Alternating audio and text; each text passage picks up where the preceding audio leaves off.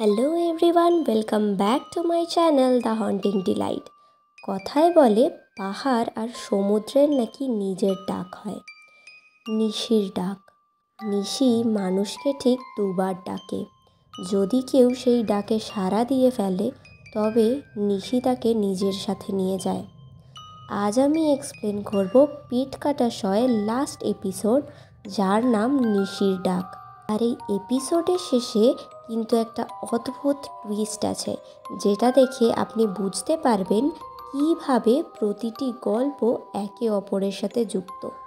তাই আগের এপিসোডগুলোর গল্প আপনি যদি না জেনে থাকেন তাহলে অবশ্যই আমার চ্যানেলে গিয়ে পেট কাটা শয়ের বাকি 3টে এপিসোডের গল্প জেনে আসবেন। তো চলুন এবার বেশি দেরি না করে জেনে নেওয়া যাক পেট কাটা শয়ের লাস্ট এপিসোডের স্টোরি।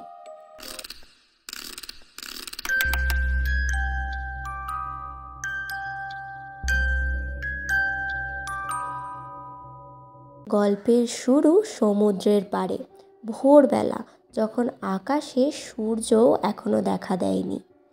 ঠিক তখনই দুটো বাচ্চা ছেলে সমুদ্রের পাড় থেকে কোড়াচ্ছে প্লাস্টিকের বোতল।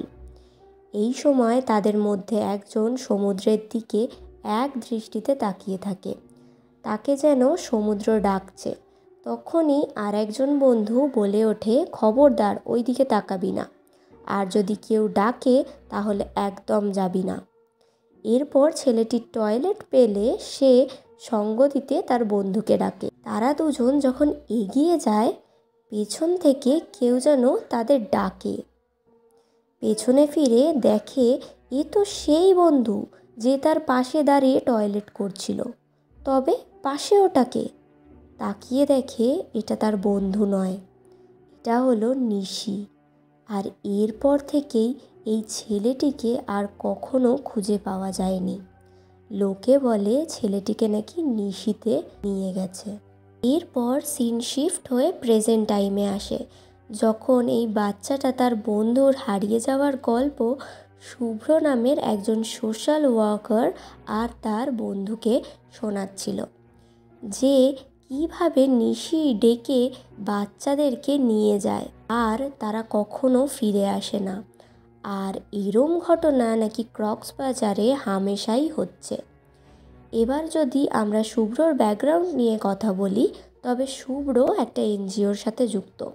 শুভ্রর গার্লফ্রেন্ড তার ডিপ্রেশনের কারণে সুইসাইড করেছে, আর শুভ্র এখন সেই চিন্তায় মনমরা হয়ে থাকে।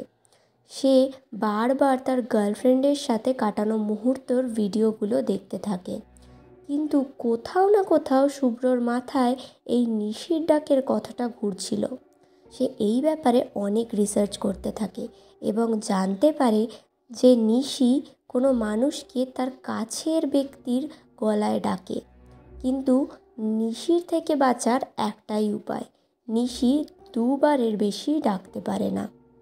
শুভ্র নিশির ডাকের ব্যাপারে সব ইনফরমেশন জোগাড় করে যখন তার বন্ধুদের জানায়, তার বন্ধুরা বলে কেউ এসব কথায় বিশ্বাস করবে না, তুমি যদি প্রমাণ করতে পারো তাহলে হয়তো সবাই তোমায় বিশ্বাস করবে। তো এই কথা শুনে শুভ্র এবার ক্যামেরা নিয়ে রাতের বেলা সমুদ্রের ধারে চলে যায়, অপেক্ষা করতে থাকে। এমন সময় তার মায়ের ফোন আসায় সে মায়ের সঙ্গে কথা বলতে বলতে লক্ষ্য করে সামনে তার গার্লফ্রেন্ড দাঁড়িয়ে আছে, যে শুভ্রকে ডাকছে। শুভ্রর কাছে তো এটা ক্লিয়ার ছিল যে এটা আর যেই হোক তার গার্লফ্রেন্ড নয়, আসলে এটা ছিল নিশি।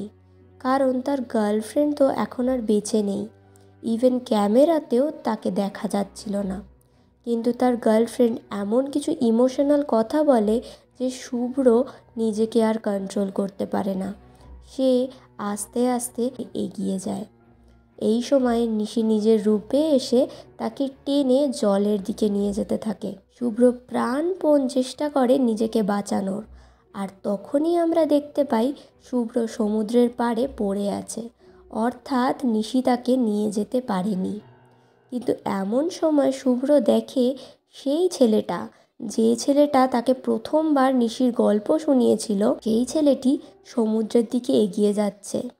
সেই ছেলেটিকে শুভ্র আটকালে সে জানায় তার বাবা মা তাকে ডাকছে। এই বলে সে সমুদ্রের দিকে এগিয়ে যেতে থাকে। শুভ্র প্রথমে কিছুবার তাকে বোঝালেও সে কিছুতেই বোঝে না যে এসব নকল। তখন শুভ্র শেষ অবধি হার মেনে তার হাত ধরে নিজেও সমুদ্রের দিকে এগিয়ে যেতে থাকে। শুভ্র তার ফোন বের করে একটি ভয়েস মেসেজ পাঠায় তার সেই বন্ধুটিকে। এবার মুভির এন্ডিংয়ে আমরা দেখি শুভ্রর সেই বন্ধু সেই ভয়েস মেসেজটা শুনছে, যেখানে শুভ্র বলেছিল যে সে হয়তো আর ফিরবে না, তাই তাকে খুঁজে সময় নষ্ট করে লাভ নেই। আর যে বাচ্চা ছেলেটা নিশির ডাকের কথা বলেছিল তাদের, সেও শুভ্রর সাথে গেছে, তাই তাকেও আর দেখতে পাবে না। এখন আর তার জন্য অপেক্ষা না করে তার শুরু করা কাজটা যেন তার বন্ধুই শেষ করে, এটাই বলেছিল শুভ্র তার ভয়েস মেসেজে। আর শুভ্রর বাড়ি গিয়ে তার ডিভাইস থেকে তার রিসার্চ মেটেরিয়াল পায় মেয়েটি, যেটা দেখে আমরা জানতে পারি শুভ্র আসলে এই সিরিজের প্রথম থেকে দেখানো এপিসোডগুলোর ঘটনার ওপরই রিসার্চ করছিল। অর্থাৎ মেছো পেতনির সেই বিল্ডিংয়ে যাওয়ার ঘটনা, মিষ্টির দোকানে জিনের আসার ঘটনা এবং দুজন কাপেলের ঘটনা যারা কুসংস্কারের গ্রামে গিয়েছিল। এসব জানতে পেরে তার বন্ধু তাড়াতাড়ি সমুদ্রের পাড়ে যায়, যদি কোনো ক্লু পাওয়া যায় এই ব্যাপারে এই ভেবে। আর সেখানে গিয়ে সে সেই বাচ্চা ছেলেটিকে দেখতে পায়, যার কথা শুভ্র তার ভয়েস মেসেজে বলেছিল। ছেলেটি জানায় যে সেই দিন শুভ্রকে সে দেখেছিল নিশির সাথে সমুদ্রের দিকে যেতে।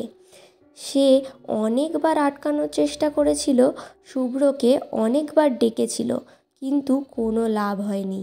নিশি তাকে নিয়ে গেছে নিজের সঙ্গে। আর ব্যাস, এইখানেই আমাদের পেট কাটা শয়ের লাস্ট এপিসোডে স্টোরিটাও শেষ হয়ে যায়। তো কেমন লাগলো পুরো সিরিজটার ঘটনাটা জানাবেন অবশ্যই কমেন্টে। ভালো লাগলে লাইক কমেন্ট শেয়ার করবেন। খুব তাড়াতাড়ি নতুন ভিডিও নিয়ে আসবো। টিল দেন সবাই খুব ভালো থাকবেন। Thank you for watching.